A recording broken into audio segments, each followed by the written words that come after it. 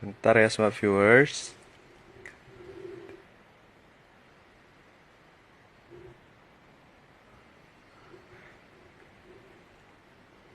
Tapin dulu. Oke, let's go. Halo guys. Ah, sok asik banget ya gue ya. Halo guys. Sepi banget sih. Halo Kak Yuda. Halo. Halo teman-teman yang udah join ke live-nya Binus TV. Kayak masih sepi banget nih. Waduh, ada suara apa nih? Sepertinya saya harus matiin ini. Sekalian kita putar-putar musik dulu ya. Let's go. Halo teman-teman, balik lagi bareng gua Yuda di live IG-nya Binus TV.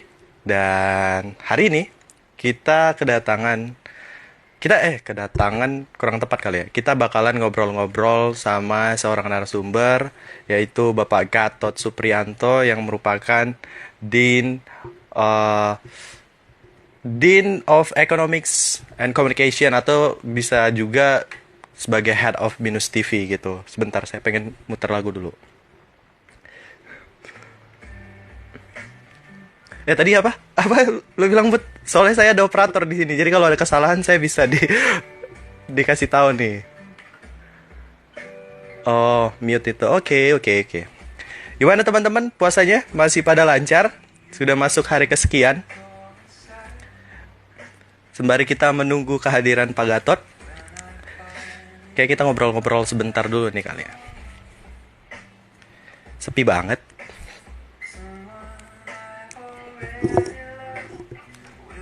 Maaf.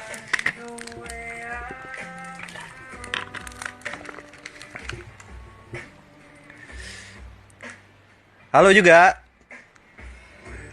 Oh, Pak Gatotnya udah hadir nih. Hadir. Kayak langsung aja kita mulai kali ya. Kita in, kita undang dulu nih.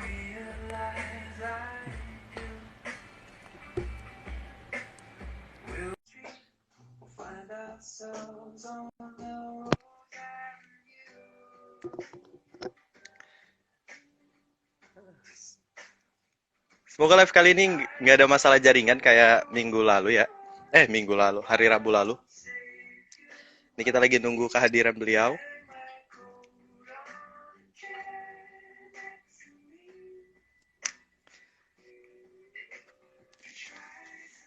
Dan seperti biasa kalau misalnya lagi live sendiri kayak gini tuh bingung gitu apa yang pengen diobrolin gitu.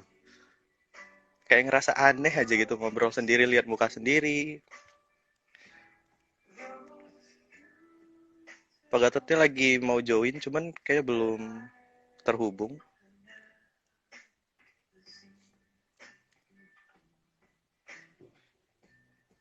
Gimana nih teman-teman Binusian? Apakah sudah dapat THR? Biar gak sepi-sepi banget, kita ngobrol dong.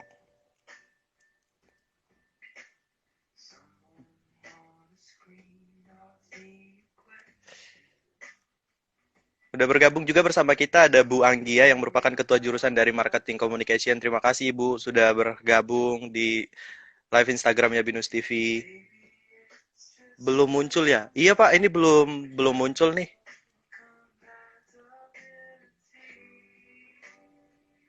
Apa ada kesalahan aja? Udah gajian juga. Waduh, udah gajian dapat THR kan? Tapi sangat disayangkan ya, karena kita masih tetap di rumah aja gitu. Kita nggak bisa foya-foya. Aduh, foya-foya anak muda banget ya. Nah, untuk mengelola keuangan, tentunya kita bakal ngobrol-ngobrol sama Pak Gatot supaya kita tahu kita apain uang kita ini. Itulah gunanya kita live Instagram dan ngobrol-ngobrol sama Pak Gatot. Kok gue cringe banget ya? Uang saya sudah habis, Kak. Bor, come on, Bor. Itu uang dipakai buat ngapain aja? Sama-sama sukses ya acara. Iya, terima kasih, Bu. Coba kita selalu. Kenapa ini nggak kehubung-hubung ya dari tadi ya?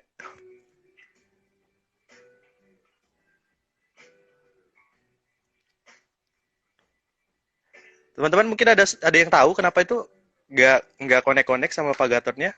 Apakah masalah jaringan atau seperti apa?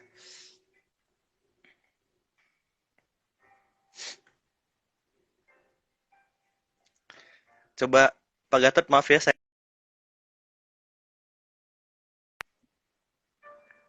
Nah, oke, sudah saya remove. Harusnya Pak Gatot kembali lagi. Kita nunggu kehadiran Pak Gatot lagi ya. Soalnya tadi harus saya remove supaya oh, Pak Gatot yang mau. Oke, kita coba live. Waiting for.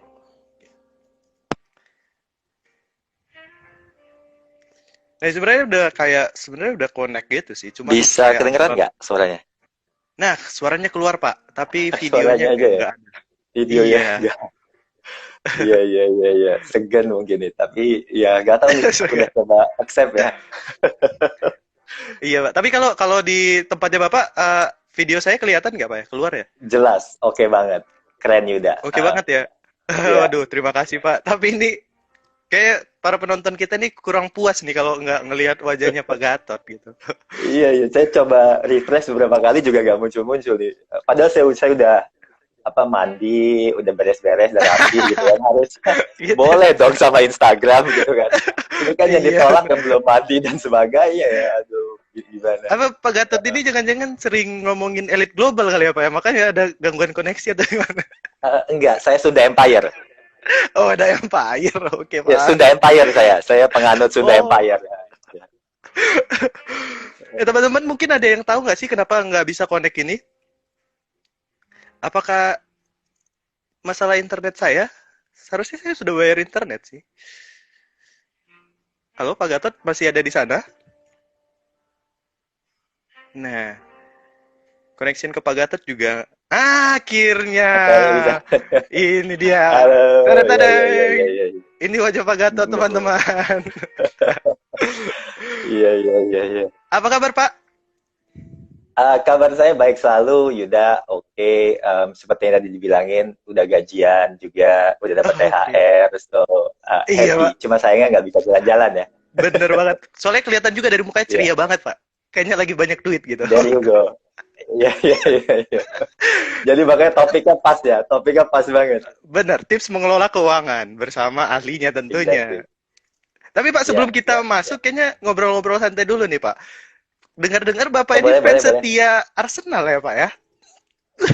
Oh, banget, banget, banget. I'm a Aduh, Gunner, fansnya Arsenal. Mohon maaf, fansnya MU, fansnya Chelsea, fansnya City, hadir jangan Pak. leave the conversation gitu ya. Aduh, pada kabur semua ya. Iya, iya, I'm a big fan of Gunners. Dari awal lah, sudah zaman Arsene Wenger menjabat jadi pelatih ya. Ya. Jadi saya fansnya Oke. Arsenal. Berarti saya agak sensitif kalau nanya, misalnya London, what is color-nya Pak gitu, Pak? Blue or red Iya, gitu iya, ya? iya, iya, sensitif. Iya, iya, sensitif, sensitif ya. Ya, at the moment mostly blue ya. At the moment mostly blue karena Chelsea gitu ya. Oke. Tapi kalau kata orang-orang itu kan apa namanya, form is temporary, class is permanent. Nah, jadi Wow, nanti oke. pasti bakal balik lagi nanti merah. Oh, ada sarkasm ya, Pak. Tapi nggak apa-apa. Namanya fans Sorry. tetap mendukung kesukaannya gitu. Exactly, ya, ya, ya, Selama di ya. rumah ini, Pak, kalau boleh tahu lagi sibuk ngapain aja nih, Pak? Atau ada keahlian baru mungkin dari Pak Gatot? Oh iya, iya, iya. Kalau sibuk biasa karena work from home, jadi tugas-tugas dosen, tugas kedekanan, tugas apa namanya mengelola fakultas tetap dijalankan. Jadi meeting tetap apa namanya jalan terus, ngajar juga jalan terus via online. Sama jagain anak-anak juga karena mereka juga Oke. belajar di rumah, jadi mesti ngawal, bantuin kalau Zoom, bantuin masukin ini segala macam. Jadi ya paralel lah gitu ya. Kalau Oke. keahlian, kayaknya kena punya waktu yang lebih gitu kan. Oke. Ya, kayaknya keahlian Pak Gatot bermain gitar meningkat sedikit kayaknya ya. Oke. Seperti di Instagramnya, anaknya mendengarkan genjrengan-genjrengan seperti gitu ya. There you go. Ya, ya, betul, betul ya. Dan saya lihat-lihat juga nih ternyata Pak Gatot ini aktif buat konten juga ya, Pak. Ada namanya ngotot, ngobrol bareng Pak Gatot. Benar gak? Betul, betul. Iya, Oke. iya.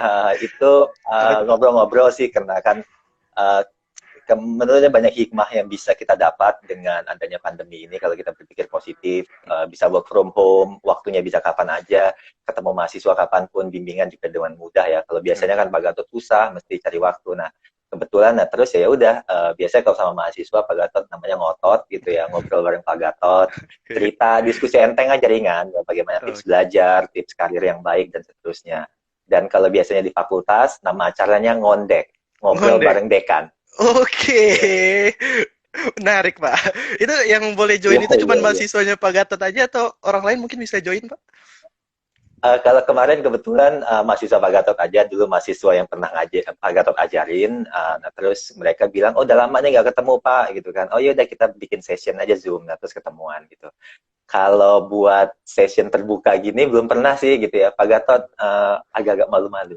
Oh, agak-agak malu-malu gitu ya, Pak ya. Padahal malu-maluin ya. Ya.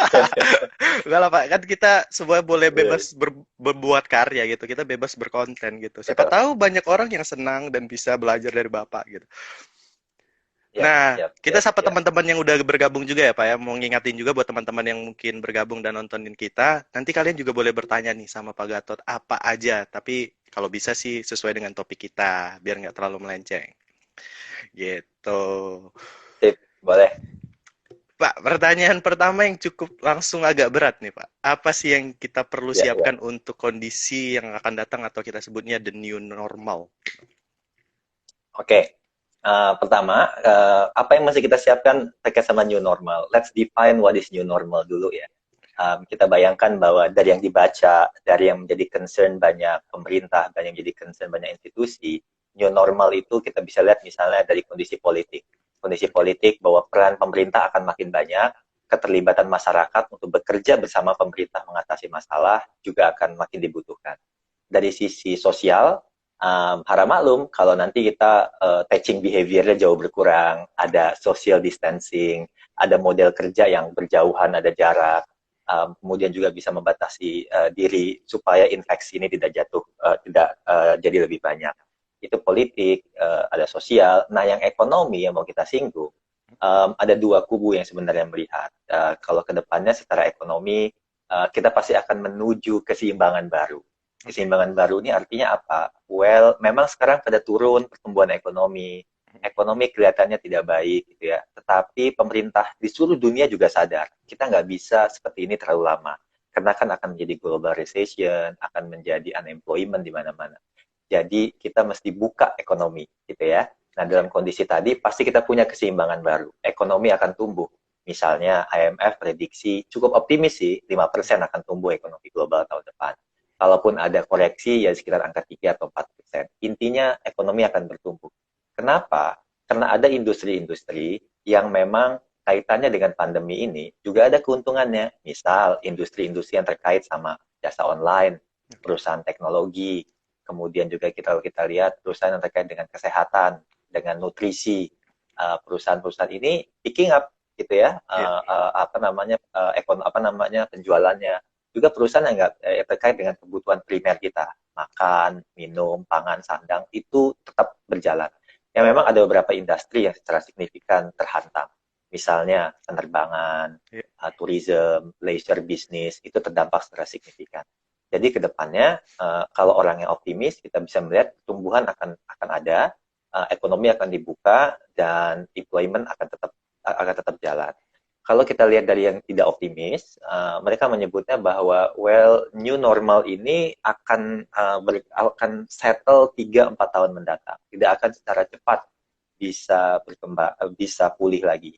Semuanya balik bagaimana tergantung apakah misalnya vaksinnya bisa ditemukan, apakah kemudian corona ini bisa diatasi atau tidak. Oke. Pak Gatot sendiri secara pribadi I'm an optimist gitu kan. Yang orang selalu optimis. Gak ada gunanya tuh kalau kita bangun tidur terus merenungi bahwa besok akan lebih buruk dari hari ini. Oke. Percuma, lebih baik tidur aja terus mimpi gitu ya. Jadi semuanya akan membaik. Karena kita tahu dalam perjalanan hidupnya manusia selalu bisa survive dari berbagai macam global pandemic, Oke. problem, masalah. Itu bagaimana attitude kita buat melihat ke masa yang datang. Jadi singkat kata, ke depannya ekonomi akan bertumbuh, ada peluang-peluang baru yang bisa dimaksimalkan. Memang ada kemudian unemployment, memang ada kemudian isu di mana ekonomi nggak bergerak signifikan, tapi disitulah kita perlunya perencanaan keuangan dan strategi yang mesti kita diskusikan. Super sekali, Pak. Bagaimana teman-teman? Menarik kan? Pembahasan kita tuh menarik, berat-berat tapi informatif gitu loh. Karena juga saya setuju banget tuh Pak sama pendapatnya Bapak, kita harus selalu positif. Karena kan kita tahu bahwa saya pandemi ini kan banyak yang dan kejadian-kejadian lalu setiap 100 tahun sekali katanya gitu kan. Dan Hmm. kita masyarakat dunia juga bisa melewatinya bahkan bisa berkembang jauh lebih baik gitu. Nggak mungkin ini nggak kita bisa berkembang jauh lebih baik di pandemi kali ini gitu ya Pak ya. Gitu. Terus Pak, gimana sih Pak cara kita bisa beradaptasi dan bertahan sosial secara finansial di tengah situasi yang tidak pasti seperti ini Pak? Oke, cara bertahannya gimana gitu Iya, ya? Mungkin tipsnya tidak bisa akan cocok untuk semua orang karena kondisi orang akan berbeda-beda gitu ya. Berbeda-beda in a way bahwa problem keuangan dihadapinya juga berbeda gitu. Misal bagi teman-teman atau kita yang berada di pekerjaannya yang cenderung bisa survive di dalam kondisi ini. Ya, misalnya ya tadi sebagai ceritakannya perusahaan teknologi, perusahaan online, kemudian perusahaan-perusahaan nutrisi dan sebagainya. Mereka bisa survive, tetap gajian, tetap bekerja, bahkan mendapat bonus dan seterusnya. Untuk mereka ini yang hasilannya apa namanya bisa survive, strateginya adalah kita nggak pernah tahu apa yang akan terjadi di depan. Jadi strateginya lebih baik defensif, gitu ya. Defensif dalam rangka bahwa jangan terlalu banyak spending, hanya spending untuk yang mana yang kita butuhkan gitu ya. Sisanya kemudian kita simpan, kita tabung untuk kemudian jadi dana cadangan. Karena perkembangannya nggak tahu ke depan, so better defensive. Kalaupun kemudian risk appetite-nya, risikonya itu lebih tinggi, boleh. Kalau mau, oh saya nggak cuma menabung nih, mau sedikit ofensif, boleh. oke. Dalam kaitannya bisa investasi. Investasi justru ada beberapa kesempatan nih. Ada beberapa misalnya investasi seperti saham, yang mana harganya sebenarnya turun, tapi fundamental saham perusahaan ini baik, gitu kan. Oke. Tapi karena tekanan secara umum, maka turun trennya. Nah, ini kan berarti kita bisa beli dengan harga murah. Nah, lebih baik kita beli, boleh gitu ya. Atau kalau mau lihat kondisi sekarang, mau saving, mau simpen di emas, boleh. Nah, bukan Mas Gatot ya, emas, betulan. Bukan Mas Oke. Yuda, bukan. Nah, ini emas, betulan boleh. Memang harganya naik saat ini gitu ya, tapi kita lihat aja kalau tren ada sedikit turun kita bisa beli emas karena relatively cukup stabil trennya untuk jangka panjang kalau kita beli emas. Jadi buat mereka yang keuangannya stabil, keuangannya nggak ada masalah, boleh saving, boleh belanja, belanja sesuai kebutuhan. Kenapa harus tetap belanja juga? Ekonomi kan mesti bergerak. Kalau kita Benar. semua nabung, kita semua nggak belanja, terus siapa yang bisa menikmati putaran ekonominya, gitu ya? Jadi mesti belanja. Itu dalam konteks buat mereka yang secara finansial pekerjaannya aman gitu ya. Ada kategori yang kedua. Kategori kedua di mana mereka yang kurang beruntung. Dalam artian kata mereka harus dirumahkan, mereka hanya mendapat gaji 50% dan sebagainya. Maka bagi orang-orang ini posisinya adalah survival mode ya. Untuk bertahan terhadap dengan pendanaan yang ada. Misal kalau memang dirumahkan gajinya 50%, ya kita definitely harus mengurangi biaya-biaya yang ada gitu ya. Kalau kemudian ada tagihan kartu kredit, tagihan utang dan sebagainya, ingat pemerintah sudah memberikan kelonggaran. Jadi kita telepon kreditornya dan minta renegosiasi terhadap kewajiban pembayaran tadi gitu ya. Semua pihak memahami kok, ini karena ini kondisi yang dialami di mana-mana. Jadi silakan aja untuk menegosiasikan tadi posisi di mana banyak dana-dana yang mesti dibayarkan dalam hal kredit gitu ya. Biaya dikurangi hanya untuk segala macam yang sifatnya primer, kemudian kita coba spending. Sisanya survive aja. Ada yang bagian yang ketiga, kategori yang ketiga, mereka ya kurang lebih beruntung lagi ya. Dalam artian kata kurang lebih beruntung adalah mereka yang terdampak secara signifikan. Mereka dirumahkan, mereka kemudian tidak punya pekerjaan lagi. Untuk mereka ini yang pertama ya kalau mereka ada dana cadangan, mereka bisa pakai dana cadangan untuk hidup sehari-hari. Kalau yang nggak punya pakai dana cadangan, ya mau nggak mau kita minta bantuan pemerintah. Ya, pemerintah menawarkan beberapa opsi. Misalnya ada kartu prakerja, terlepas dari kontroversi ya, Benar. terlepas dari kontroversi mengenai prakerja dan sebagainya, kita bisa manfaatkan dana prakerja. Kita bisa memanfaatkan juga misalnya bantuan langsung tunai dari pemerintah ya, kita daftarkan dan sebagainya. Kita yang terdampak. Dan jangan lupa ketika kita mengalami kesulitan dan berhenti bekerja, bukan berarti itu akhir dari segalanya. Oke. Nah, saatnya untuk kita melihat peluang ke depannya seperti apa, supaya ke depannya juga bisa survive. Misal, kita reskilling. ya, skill baru mesti kita dapatkan, skill baru mesti kita ambil ya. Misalnya skill yang terkait sama teknologi, skill terkait dengan perkembangan ke depan, misalnya audio, video, dan teknologi. Yuda pasti juga tahu kan, di bidang itu juga. Nah, skill-skill di bidang itu akan sangat bermanfaat ke depannya. Jadi reskilling juga penting. Itu menurut Pak Gatot. Oke, sebenarnya banyak ya peluangnya Pak ya. Intinya kita bisa baca peluang dan kita bisa mengembangkan skill-skill yang baru gitu. Banyak orang juga yang kayak misalnya sekarang ini kalau secara saya lihat dia mulai buat ini Pak, makanan terus dijual-jualin secara online. Itu kan peluang juga gitu ya Pak ya. Gitu. Exactly, exactly, benar, benar, menarik tuh Yuda ya. Kalau kita lihat, walaupun di rumah nih ya, walaupun di rumah, tetapi mereka yang bisa bikin kue, bisa bikin masakan, makanan dan sebagainya, itu jadi peluang yang luar biasa. Jadi mereka bisa pakai order dan segala macam. Dan kita tahu sekarang kan pas waktu Lebaran kita nggak bisa silaturahmi langsung ke rumah. Benar. Nah, silaturahminya ada dengan mengirimkan makanan, dengan mengirimkan masakan. Nanti kan tumbuh jadi peluang baru. Jadi intinya, di mana ada krisis, to some extent, there is some opportunity. Mantap, super sekali. Dengar tuh teman-teman, mungkin boleh dipraktikkan. Ya, asik. Dan juga apa ya Pak ya, kalau kita untungnya masyarakat kita Indonesia walaupun agak sedikit bandel, tapi empatinya itu cukup ini ya, bisa diacungin jempol gitu. Karena banyak orang yang berdonasi, beberapa daerah juga menyediakan makanan-makanan pokok di tempat dan lain sebagainya. Jadi buat teman-teman yang mungkin kurang beruntung seperti yang dikatakan Pak Gatot, sedikit bisa terbantu gitu. Oke. Nah, buat teman-teman yang baru gabung, sekedar mengingatkan, kalau pengen nanti bertanya langsung sama Pak Gatot, langsung aja di komen. Nanti saya sampaikan pertanyaan-pertanyaan yang kebaca. Karena pasti banyak pertanyaannya gitu. Pak, apakah kita perlu backup plan? Seperti contoh nih, belajar skill. Ini tadi udah dijawab sih ini pertanyaannya. Terus, apakah anak muda, khususnya teman-teman mahasiswa di sini, juga perlu membuat perencanaan keuangan, Pak? Ini karena kan anak-anak muda ini kayak apa ya, Pak? Kurang aware gitu tentang keuangan. Bukan semua, tapi kebanyakan gitu. Oh, harus banget ya. Jadi yang namanya perencanaan keuangan, melek keuangan, itu nggak mengenal usia. Nggak mengenal usia. Ya, jadi kalau perlu itu ditanamkan sejak dini, itu akan sangat baik sekali. Kalau enggak, bahaya tuh kalau kita gagal mengelola keuangan. Jadi perencanaan keuangan harus dimiliki oleh anak muda, bahkan kalau perlu sejak dini. Pengelolaan keuangan macam-macam ya, antara lain misal dalam pencapaian tujuan gitu kan. Nanti kalau wisuda, aku lulus mau mereward sesuatu nih, apa nih?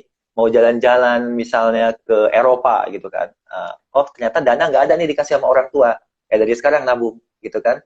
3 tahun lagi mau lulus, kita perhitungkan biayanya berapa, dibagi dengan berapa bulan dari sekarang kita mesti menabung, mesti menyisihkan uang, dan sebagainya gitu ya. Dan penting juga, salah satunya adalah punya tujuan keuangan yang jelas. Tujuan keuangan yang jelas itu apa? Nanti lulus umur 21, langsung kerja gitu kan.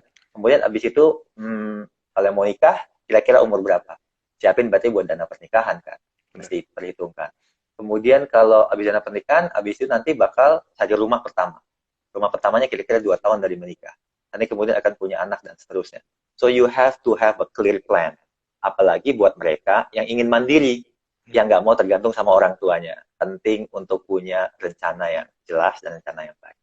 Berarti intinya harus ada goals gitu ya, Pak ya. Tapi ini, Pak. Tujuan keuangan penting banget. Tapi sebenarnya secara naluri sebenarnya kita tahu ini, kita butuh plan-plan tersebut, kita butuh uang dan lain sebagainya. Tapi kadang awareness-nya itu yang kurang gitu. Kadang untuk menimbulkannya itu, untuk meyakinkannya itu yang masih belum bisa dilakukan itu gimana sih, Pak? Iya, kalau masalah awareness, simpel aja kalau kata Pak Gatot sih. Anak-anak zaman sekarang itu cenderungnya untuk pengen yang instan, pengen yang cepat. Ini sih bukan yang kritik ya, bukan juga generalisir gitu ya. Semoga salah, semoga salah. Tapi gitu saya setuju sih, Pak. Sebagian aku. ya, cenderungnya instan, nggak mau yang susah, maunya mudah, maunya suka-suka. Unfortunately, life is not really that scenario gitu. Nggak semuanya senang, nggak semuanya bahagia. Kadang kita harus bersakit-sakit dulu sebelum bersenang-senang kemudian. Kadang kita harus mendaki dulu sebelum jalannya menurun. Kadang kita mesti menghadapi badai dulu sebelum melihat pelangi di balik awan gitu kan. Jadi ya harus sebisa mungkin untuk kalau mau mencapai tujuan, awareness itu harus dibangun dong. Masa mau minta sama orang tua? Malu dong minta terus gitu ya. Atau kalau pengen cita-cita apa ya harus digapai. Dan kalau kurang aware lagi, simple aja. Gak enak jadi orang susah. Gak enak gak punya uang. nggak enak kalau ingin mencapai sesuatu nggak bisa, itu nggak enak. Nah, awareness itu tanamkan aja gitu. Kalau kemudian kita pengen sesuatu terus kita nggak bisa, rasanya sangat menyakitkan. Nah, awareness itu harus tanamkan tuh supaya semangat kalau mau punya perencanaan keuangan. Mantap sekali teman-teman. Saya banyak mendapatkan ilmu ini. Pak, mungkin kita baca pertanyaan-pertanyaan yang ini ya Pak ya, sebelum kita lanjut ke pertanyaan berikutnya dari Boleh, teman-teman. boleh, ha. Tadi udah ada beberapa pertanyaan. Nah, silakan. Ada dari Lucky. Eh, tadi ngomongin dana cadangan, berapa persen dari gaji Pak? Nah, Hmm, ya. Ya, Lucky siapa nih? Lucky Timothy Rosa atau Lucky siapa? ya seperti itu Iya, Pak. iya, iya.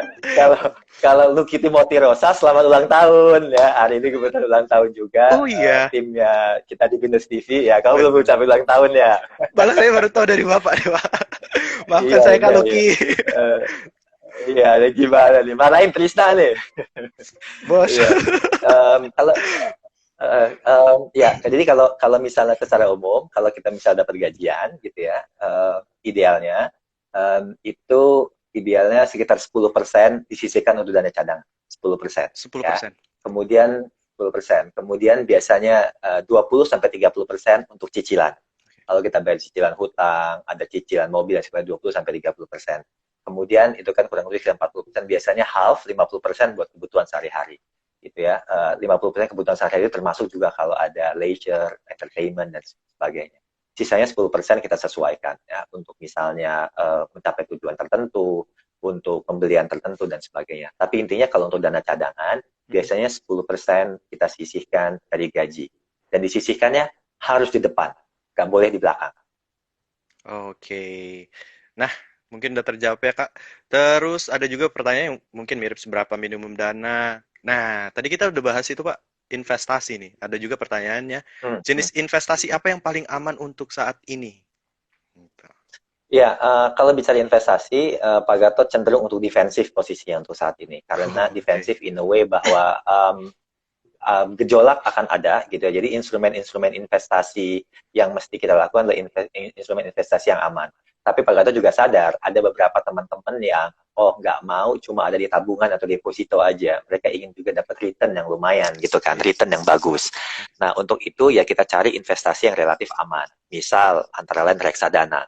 Reksadana kan dikelola oleh pihak ketiga dan ambil pilih reksadana yang cenderung reksadananya misalnya campuran ya campuran antara saham dan pendapatan tetap.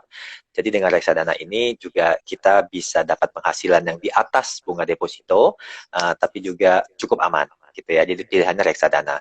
Yang kedua kita juga bisa investasi. Tadi Pak Gatot sudah sampaikan emas, karena punya tren kalau emas cenderung stabil gitu ya. Ya, Investasinya sekarang ngomong-ngomong gampang ya. Kalau emas di platform-platform daring, ya. aplikasi dan sebagainya, banyak yang kita bisa modelnya nabung emas gitu ya. Ya. Jadi emasnya nggak dapat langsung emas batangan, tetapi apa namanya dia kita dalam bentuk rupiah. Nanti kalau sudah pada amount tertentu, jumlah tertentu, angka ini kemudian akan menjadi kita belikan emas batangannya bisa gitu ya. Nah, Oh, jadi singkat kata kita investasi di instrumen-instrumen yang relatif aman. Kalau punya dana lebih dan risk appetite-nya cukup tinggi, risikonya mau ngambil yang agak sedikit tinggi, boleh di saham, terutama untuk saham-saham yang di industri yang sebenarnya fundamentalnya baik, tetapi kena trennya tekanannya menurun, ya harga sahamnya turun. Kan berarti kan murah, silakan bisa dibeli. oke. Itu dia, sudah terjawab. Terus ada juga yang bertanya, Pak, tadi karena kita singgung tentang saham, rekomendasi saham yang Mhm. bisa dibeli saat ini apa ya, Pak? Karena saya juga agak-agak melirik-lirik saham gitu. Ada lesu ya, Pak ya. Mhm, mhm, mhm. Nah, mungkin Ya, ada ya betul rekomendasi apa? betul. Ya betul, secara umum trennya semua mengalami penurunan di seluruh dunia harga saham. Karena apa? Karena industri juga mendapatkan tekanan, demand-nya juga turun, gitu ya. Nah, titip dari Pak Gatot, pesannya adalah kita lihat perusahaan-perusahaan yang harganya sahamnya turun di bawah valuation-nya, di bawah penilaiannya. Misalnya kita lihat pakai price earning ratio-nya, atau kita lihat dari sisi dibandingkan dengan earning per share-nya. Kalau memang ada potensi fundamentalnya cukup bagus, tetapi kena tekanan maka harganya murah, saatnya kita beli. Jadi kan kalau harga beli nanti murah, nanti kelak kita bisa jual ketika ekonomi picking up gitu ya. Contohnya adalah perusahaan-perusahaan yang ada di industri sekunder ya industri sekunder gitu ya. Kalau yang primer biasanya harganya stabil cenderung naik gitu ya. Oke. Atau kalau industri nutrisi biasanya, perusahaan-perusahaan nutrisi, misalnya susu, obat-obatan gitu ya. Nah ini punya vitamin dan sebagainya, ini punya kecenderungan nggak terlalu turun. Pun kalau turun kita bisa beli dan nanti kita bisa jual ketika harganya mulai naik. Oke. Beberapa saham bank juga punya tren menurun gitu kan, karena kekhawatiran bahwa kreditor yang nggak bisa bayar, debitor yang nggak bisa bayar. Nah kita lihat aja bank yang relatif sehat gitu ya, atau bank-bank yang cukup kuat fundamentalnya, kita bisa beli pada saat harga murah. Begitu. Begitu sudah terjawab, Michael. Oke. Pak, kita balik ke pertanyaan intinya gitu. Tadi kita udah ngomongin perencanaan buat para mahasiswa, nggak bisa bilang mahasiswa ya, mungkin seluruh kaum muda lah kita sebutnya. Gimana sih Pak membuat perencanaan keuangan yang sederhana yang dapat dipraktekkan oleh mahasiswa gitu? Oke, perencanaan keuangan sederhana yang bisa dipraktekkan mahasiswa ya. Pertama, sebelum bikin yang kompleks, kita memang betul harus bikin yang sederhana. Simple aja untuk bikin yang sederhana, kita bisa bikin anggaran setiap bulannya. Anggaran setiap bulannya itu apa? Gampang aja. Berapa penerimaan, berapa pengeluaran, gitu ya. Kenapa? Biasanya tuh, kalau misalnya kita nggak ada catatan-catatan yang mengingatkan, biasanya kita akan cenderung untuk impulse buying. Beli yang nggak kita butuh. Begitu pulang sampai kos-kosan, kok gue beli sih, harusnya kan enggak, dan seterusnya gitu ya. Jadi penting untuk bikin anggaran dulu tuh gitu. Misal anak muda gitu ya, kalau udah punya gajian atau mahasiswa dikasih uang orang tuanya, kemudian kita rencanakan berapa sih penghasilannya, katakanlah misalnya 1 juta. Oke, dari 1 juta tadi kita rencanakan berapa untuk bayar kos-kosan, berapa untuk biaya makan, berapa kemudian untuk kuya pulsa, untuk transportasi kita hitung. Kalau kemudian udah ada saldonya, sisanya itu yang kemudian akan kita masukkan tabungan terpisah gitu. Maksudnya gimana? Kalau dia ada sisa, jangan letakkan di bank yang sama. Jadi minimal kita harus punya 2 rekening bank. Satu untuk rekening operasional, biasanya rekening yang cenderungnya aktif, gampang ditemui di mana-mana, gampang ditarik uang ATM-nya. Ini rekening operasional. Satunya lagi yang susah diambil, ATM-nya jarang, kemudian nggak jarang ada cabangnya gitu ya, dan sebagainya. Itu untuk kita simpanan, baik tabungan maupun dana cadangan. Jadi dipisahkan. Nah, jadi begitu nyusun anggaran, ada saldo sisa, katakanlah 100.000 misalnya dari 1 juta tadi. 100.000 begitu dikasih dari orang tua, 100.000-nya langsung masuk ke anggaran yang kedua. Dan anggap itu uang hilang. Cus, see no evil, hear no evil. Pura-pura nggak ada, gitu ya, hilang. Oke. Nah, kemudian kita jalankan anggaran tadi. Nah, misal transportasi, kemudian ada keperluan untuk makan dan sebagainya, kemudian kita ambil dan kita gunakan. Syukur-syukur kalau dalam menggunakan uang tadi, atau syukur-syukur ketika kita belanja, kita ada cermat dalam memilih barangnya. Misalnya barang yang ada diskon, barang yang buy one get two, dan sebagainya. Namanya juga mahasiswa, namanya anak muda gitu kan. Penting untuk melihat hal seperti itu, nggak ada masalah gitu kan. Yang penting kita punya tabungan, sehingga nanti bisa kita pakai buat tujuan keuangan yang selanjutnya berikutnya. Paling sederhana dengan bikin anggaran gitu ya. Nanti kalau sudah bisa bikin anggaran dan kita disiplin, akan lebih baik lagi. Tips yang kedua dari Pak Gatot, terutama buat yang ini nih, para mahasiswi atau para wanita gitu ya. Nah, penting nih, namanya kan is understandable, window shopping itu adalah sarana untuk merilis stres, paham gitu kan. Makanya sekarang pas waktu mall ditutup, shopping stres ya, karena nggak bisa belanja. Walaupun bisa belanja online ya, gitu ya. Nah, saran Pak Gatot, bikin list, bikin daftar. Penting nih, bikin daftar ya. Karena kalaupun belanja online, algoritmanya itu juga suka nakal ya. Karena bisa tahu karena kita waktu itu, algoritmanya suka nakal. Kalau misalnya kita habis searching tas A gitu ya, atau tas B, atau kita suka searching make up A, make up B, algoritmanya tuh ditarik datanya, begitu searching di belanja online langsung muncul make up A, make up B gitu kan. Nah, saran Pak Gatot, bikin daftar. Bulan ini gue mau beli makeup aja deh. Bulan depannya lagi mau beli tas. Bulan depan lagi mau beli sepatu. Disesuaikan.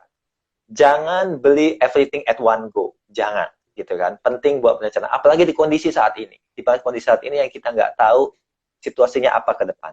Jadi penting untuk sebisa mungkin menyesuaikan dengan penghasilan yang ada. Gitu. Jadi penting. Nah misal nih, kan baru dapat THR. 50% pindahin dulu ya, tutup mata dulu. 50% pindahkan ke rekening tabungan. Pura-pura aja nggak ada gitu ya. 50%-nya baru. Nah, itu dia sulit sih, Pak. Pura-puranya itu sulit sekali. Oh harus dong, ya harus ya. Jadi jangan jangan penting untuk gak cuma melupakan mantan, tapi juga melupakan bahwa kita punya tabungan dan nanti kalau butuh kita pakai gitu. Penting. Oke.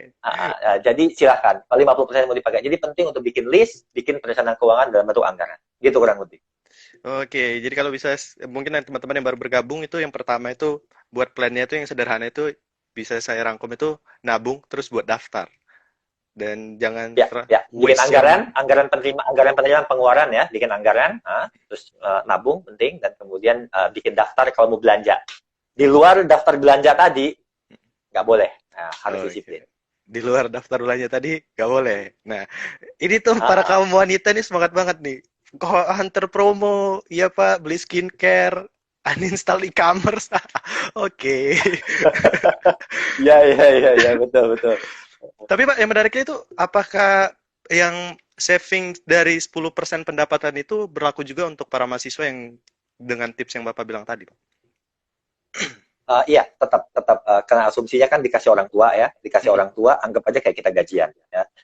Cuma pemberi kerjanya adalah orang tua gitu ya, anggap aja tetap apa namanya untuk menerima apa yang didapatkan tadi 10%-nya buat tabungan. Harus dong, namanya mahasiswa juga punya kebutuhan tertentu. Misalnya traktir pacar, beliin Oke. kado pacar gitu kan, beliin pulsa mantan dan sebagainya kan juga kan ada apa namanya budget-budget yang harus disiapkan gitu kan. Oke. Jadi tabungan silakan. Dan kalau Pak Gatot apa namanya boleh kasih saran gitu ya, ini kan kebetulan hari Jumat ini ya, Oke. nggak ada salahnya 5% dari apa yang kita dapatkan ya 5% itu buat bersedekah Oke. untuk membantu sesama, nggak ada salahnya ya. Tapi kan saya mahasiswa Pak, baru dikasih orang tua. Oh, tetap penting sih karena biasanya rezekinya nanti akan berputar insya Allah ya. Terus yang kita belanjakan juga berkah. Kalau ada sekitar 2,5 sampai 5% yang kita dapatkan itu kita belanjakan untuk membantu orang lain. Maka tadi Yuda nyinggung kan bahwa orang Indonesia pada saat ini kelihatan banget baiknya. Exactly, bener banget gitu ya. Karena kalau bisa dilihat bahwa orang Indonesia itu sebenarnya generous, baik-baik ya, gitu ya, suka menyumbang, suka membantu sesama dan sebagainya. Jadi nggak ada salahnya. Kalau selain nabung, 5%-nya juga dibagi buat bersedekah. Gitu. Oke. Saya setuju sekali itu, Pak. Dan ya kalau kita boleh membahas sedikit tentang agama juga ya memang disarankan untuk bersedekah gitu ya, Pak ya. Ya. Wow, komen-komennya banyak pada menyinggung saya. Kak Yuda semangat tabungnya buat beliin pacar ya. Oke. Oke. Terima kasih. Pacar ya Yuda, mantan nggak usah, gitu Oke, Pak. kan. Nggak usah buat Mantan itu gitu ya. harus Jangan mantan ya. dikesampingkan, Pak. Tapi kan seperti tabungan tadi kita lupakan aja, boy. Move on ya. Oke. Pak, gimana cara kita melakukan, nah ini tadi, setelah kita buat daftar nih Pak, dengan tips yang Bapak berikan nih, bagaimana nih cara kita melakukan atau memilah prioritas dalam pengeluaran keuangan kita? Oke, prioritas dalam mengelola keuangan gimana ya? Ya, Kalau Pak Gatot simpel aja. Prioritas tadi yang utama bedakan antara kebutuhan dan keinginan.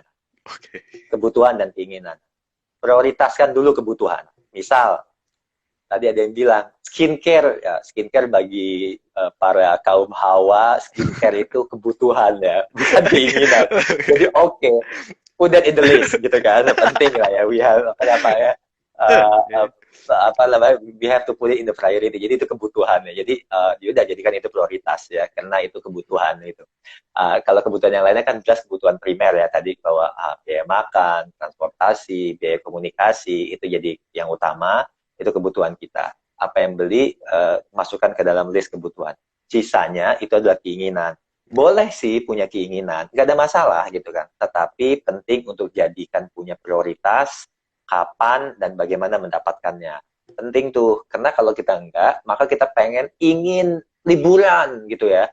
Nah ini suka bandel juga nih, kenapa? Banyak promonya gitu kan. Beli tiket aja dulu, bayarnya kemudian. Wow. Aduh gitu kan. Problem dong gitu kan, beli aja gitu ya. Ya nanti ini biasa kita terjebak sama hutang kartu kredit, cicilan kartu kredit, tunggakan sana sini dan segala macam. Jadi kalau bisa keinginannya boleh punya keinginan gitu kan, tetapi mesti dilihat waktu, periode dan bagaimana kita mendapatkan gitu ya. Penting juga gini, perencanaan keuangan itu bukan serta-merta kita bilang bahwa kita dalam rangka hidup menderita. Enggak. Perencanaan keuangan itu kita ingin mencapai tujuan dan keinginan tanpa ada rasa sakit, tanpa ada kejutan-kejutan. Sebenarnya itu. Kan kalau orang paling males perencanaan keuangan tuh bilang, tuh hidup cuma sekali, YOLO, kok dibikin susah sih gitu ya. Oke. Enggak juga gitu kan. Karena banyak hidup ini yang sifatnya unexpected nantinya. Ingat, kalau ada apa-apa, kalau nggak punya dana cadangan gimana? Kalau terjadi sesuatu, nggak punya tabungan, nanti gimana? Nah, ini penting juga yang untuk kita mitigate, untuk kita atasi. Kurang lebih seperti itu. Kebutuhan versus keinginan. Nah, itu dia, kebutuhan versus keinginan. Walaupun kita memiliki keinginan, itu kadang-kadang bisa jadi sebuah kebutuhan, Pak. Jadi kita bisa ngeles ya. Saya ingin liburan, enggak, kayak liburan itu kebutuhan saya. Saya ingin sepatu.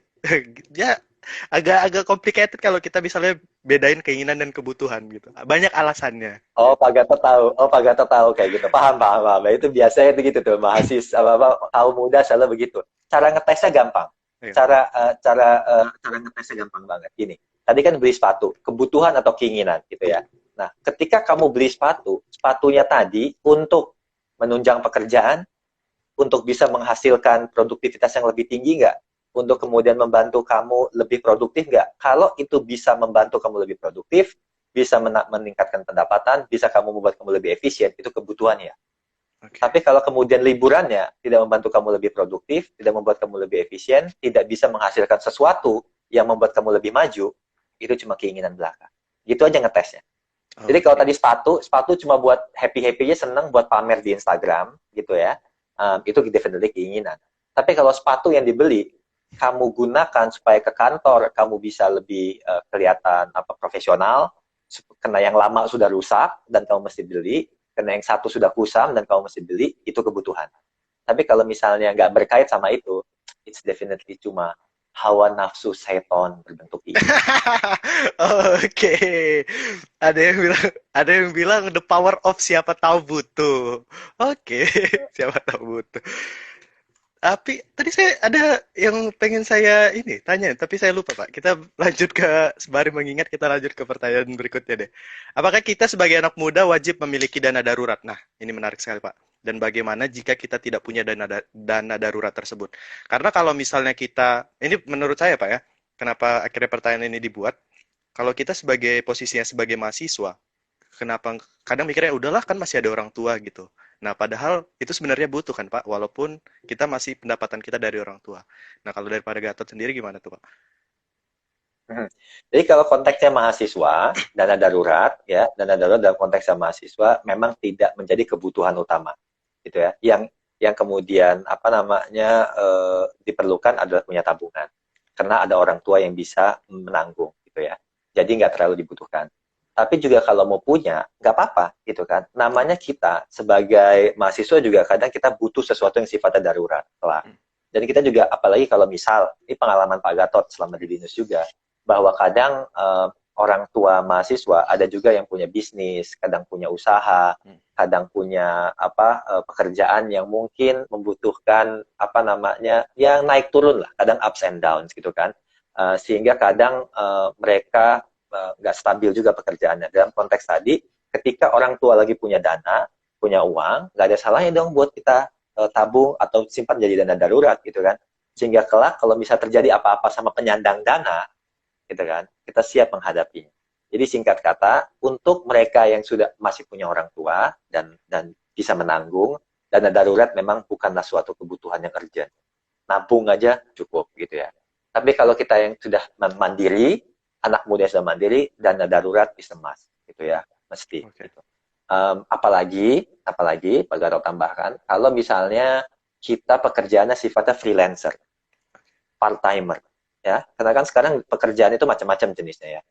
Dalam konteks tadi, berarti mungkin kita nggak dilindungi asuransi dari pemberi kerja, kita mungkin nggak dilindungi punya asuransi khusus gitu ya, sehingga kalau terjadi apa-apa, terutamanya sakit, kecelakaan, kebutuhan khusus, amit-amit gitu ya, knock the wood, but that's life, kadang terjadi gitu, jadi kita mesti siap. Nah, dana darurat tadi penting untuk kita miliki. Gitu kalau menurut Pak Gatot. Oke, gitu. Nah, sebenarnya pertanyaan saya sudah habis nih, Pak. Kita lanjut ke pertanyaan-pertanyaan yang ditanyakan oleh para penonton saja.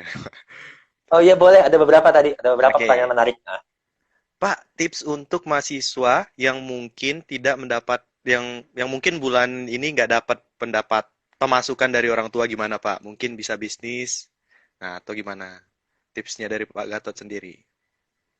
Waduh, ini perjuangan ya. Jadi apa namanya, yang bulan ini, nah itu yang tadi kan Pak Gatot sampaikan kan, itu that's real banget tuh kan, bahwa yang selama ini kita mengharapkan dari orang tua, tetapi dalam kondisi saat ini kita mengalami kesulitan. Orang tua nggak bisa transfer. Apa yang mesti kita lakukan? Satu, kalau dalam kondisi tadi nggak dapat transfer dari orang tua, satu, kalau ada dana cadangan, gunakan dana cadangan untuk hidup. Survival mode dulu, survival mode. Gunakan dana cadangan untuk survive. Dua, kalau nggak punya dana cadangan, mau nggak mau kita mesti minjam kepada teman-teman yang bisa meminjamkan kita ya, untuk bisa survive dulu gitu ya.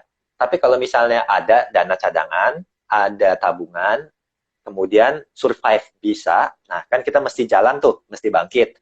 Nah, dalam konteks tadi, kita mesti berpikir ke depan, cari beberapa opportunity. Kan kita jadi mahasiswa, waktunya juga terbatas tuh, gitu kan, kena kuliah dan sebagainya. Cari pekerjaan-pekerjaan part-time, paruh waktu. Misal pekerjaan paruh waktu ditawarkan di kampus tuh banyak ya, kayak misalnya kita yang di Binus TV juga ada beberapa pekerjaan paruh waktu, ada jadi asisten lab, ada kemudian part-time di marketing, ada kemudian project-project dosen, project penelitian dosen, jadi aslab, ataupun kalau di luar, pengalaman Pak Gatot dulu, banyak juga mahasiswa yang kemudian menjadi part-timer di berbagai macam aktivitas, EO, event, dan sebagainya. Silahkan. Jadi gunakan manfaat tersebut untuk bisa menambah penghasilan tanpa harus mengganggu kuliah. Ya, itu bisa dilakukan. Atau kalau, oh Pak Gatot, saya kuliahnya udah ketat waktunya, padat jadwalnya, susah untuk namanya pekerja di luar dari kuliah. Ya udah, berarti sambil kuliah tadi kita lakukan. Ya jadi misalnya jadi asisten dosen untuk ngumpulin data, gitu kan, sehingga kita dapat penghasilan tambahan. Teman-teman mungkin lebih tahu juga gitu kan, bikin suatu konten ya yang mungkin menarik, viral dan seterusnya, bisa dapat penghasilan dari AdSense dan seterusnya. Jadi itu hal-hal yang bisa dimanfaatkan untuk supaya kedepannya survive dengan cara dapat dari tabungan, terus agak sedikit bergerak dengan mencari penghasilan tambahan. Mencari penghasilan tambahan, kerja part-time, itu bagus loh. Kenapa? Karena dari awal kita sudah dilatih untuk disiplin terhadap waktu. Kayak Yuda nih misalnya, sambil kuliah, juga sambil part-time di Binus TV gitu kan. Itu bagus banget. Selain nambah penghasilan, itu juga bisa untuk kita memanajemen waktu. Belajar untuk bekerja, mengembangkan networking, dan seterusnya. Dengan demikian harapannya nanti kalau udah benar-benar mandiri, lulus, kita sudah punya track record dan kebiasaan yang baik. Kurang lebih gitu jawabannya. Oke, semoga bisa bermanfaat buat penanya. Asik. Nah, terus ada juga pertanyaan nih, Pak. Mungkin dari teman-teman yang udah menggunakan kartu kredit nih, Pak. Bagaimana Bapak melihat peran kartu kredit? Peran kartu kredit. Kartu kredit itu seperti pisau. Oke. Nah, kenapa seperti pisau? Kalau digunakan dengan baik, manfaatnya banyak. Bisa motong bawang, motong sayuran, buah-buahan, sangat bermanfaat. Tapi pisau bisa menjadi berbahaya ketika digunakan di tangan yang salah, bisa melukai, menyakiti, bahkan membunuh gitu kan. Logika yang sama juga kembali ke kartu kredit. Kartu kredit itu kalau kita gunakan dengan bijak, kita gunakan dengan baik, maka dia bisa menjadi sumber penyelamat kebutuhan-kebutuhan darurat. Oke. Sumber penyelamat cash flow kita kalau kita butuh. Nggak ada masalah. Oke. Tapi kartu kredit jadi masalah kalau kita gunakannya berlebihan, cicilannya nggak kita bayar, dan kemudian kita beli untuk sesuatu yang sifatnya tidak produktif, lebih kepada keinginan sesaat dibandingkan kebutuhan. Pak Gatot kasih contoh nih, manfaat kartu kredit nih ya. Oke. Misal, kan kita gajian nih, bagi yang sudah gajian gitu ya. Kita gajian, katakanlah tanggal 28 gitu kan. Tetapi ketika gajian tanggal 28, sebelum itu, kita mesti belanja bulanan gitu kan. Oh, belanja bulanan bisa kita lakukan di awal bulan. Oh ya sudah, saat kita belanja bulanan tadi, kita bayar pakai kartu kredit. Kenapa? Artinya cash kita, waktu awal-awal pertengahan, kan kita belum gajian. Nah, kita gunakan kartu kredit buat melakukan pembayaran belanja tadi. Nanti begitu kita gajian, dan saat jatuh tempo pembayaran kartu kredit, kita bayarkan pakai gajian yang sudah kita ada. Jadi dengan demikian, kita meminjam uang di depan tanpa harus kena bunga, gitu kan, dengan menggunakan kartu kredit tadi. Jadi banyak manfaat kartu kredit untuk dana darurat dan sebagainya. Termasuk misal kalau terjadi apa-apa, gitu ya, ke rumah sakit, kita kurang dana, limit kartu kreditnya bisa, kita bisa pakai gesek kartu kredit. Nggak ada masalah. Jadi sekali lagi, kartu kredit seperti pisau bermata dua. Kalau dimanfaatkan, bagus banget. Tapi kalau nggak dimanfaatkan, wah, bisa-bisa dikejar sama debt collector. Jangan sampai deh, amit-amit. Nah itu ya berarti tergantung cara kita apa ya bilangnya kita mengelolanya gitu. Kebijaksanaan kita menggunakannya sih lebih tepatnya gitu ya Pak ya. Sayang banget nih Pak, Ya, banyak banget pertanyaan yang belum sempat kita bacain kan karena terbatas sama waktu juga ya Pak. Jadi aku pengen ini sih Pak nanya ini aku sering baca quotes di mana orang bilang uang itu bisa membuatmu bahagia tapi uang itu bisa membunuhmu atau menghancurkan hidupmu gitu. Nah, dari semua obrolan kita, kesimpulan yang bisa Bapak tarik untuk kita semakin aware tentang finansial apa nih, Pak? eh, dari tadi yang bisa kita ambil adalah bahwa kita mesti bijak dalam mengelola keuangan, mesti bijak. Bijak dalam artian kata harus melihat mana kebutuhan, mana keinginan, jangan mengedepankan emosi sesaat.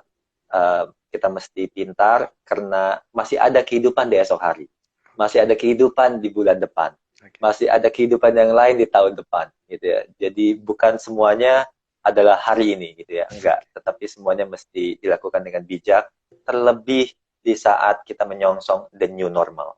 Bijak, utamakan yang ada di kepala gitu kan, secara rasional, jangan mengedepankan emosi. Jadi bijaklah supaya bisa selamat dan survive dari situasi the new normal.